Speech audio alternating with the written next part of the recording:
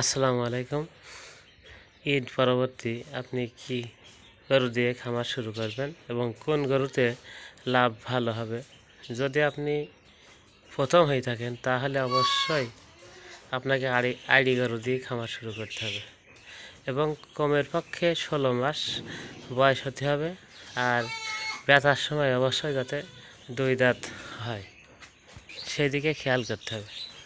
আর এই বাছুর গরু দিয়ে খামার শুরু করলে এই সময়টায় ঈদের পরে তাহলে দেখা যাচ্ছে যে আবার 3-4 মাসের মধ্যে বেশি দিতে হবে। আর 3-4 মাস পরে বেশি দিলে ওই গরুটা বাজার কমে যায়। ওই সময়টাই গরুর খামারের গরু যদি হাটে তোলা যায় তাহলে গরু প্রতি 10 থেকে 15,000 টাকা বিশেষ করে ক্ষতি হবে একটা গরু। এই যে আমার এই গরুটা 9 মাস বয়স, এই গরুটা এখন কিন্তু দুধ খাওয়ানোর দড়ি টানাটানি আছে, কিন্তু ঘাস খায় না। আর এই গরুটার বয়স 5 মাস কম, মানে 4 মাস। এই ধরনের গরু কেনা যাবে না। এই ধরনের গরু কিনলে দেখা যাচ্ছে যে ক্ষতি হওয়ার সম্ভাবনা শতভাগ হাটে থেকে গরু কিনলে। আর এই কোরবানির পরে অবশ্য গরু কিনলে যদি আপনার বাড়ির পাশে গ্রামগঞ্জ হাট বাজার থাকে তাহলে সেখান থেকে গরু কিনতে হবে। আর নতুবা খামারে খড়ির আক্রমণ হবে। আর ছোটো বাছুর গরু খড়ি হলে কোনো ক্ষেত্রে গরু মারাও যেতে পারে।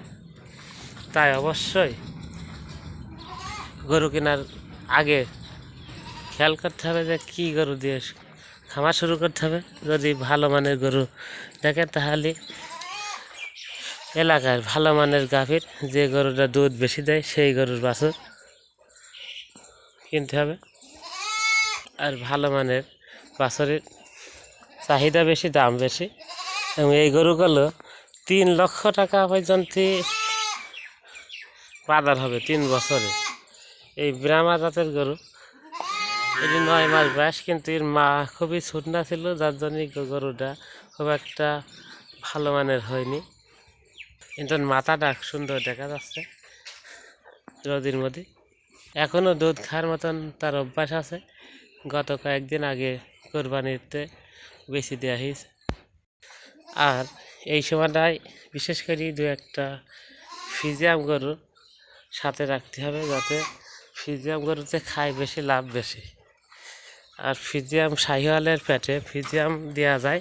ফ্রিজিয়ামে সুবিধা বেশি, দুধ বেশি, মাংসের গ্রোথ বেশি, গরু বড় হয় এবং রোগ প্রতিরোধ ক্ষমতাটা একটু কম।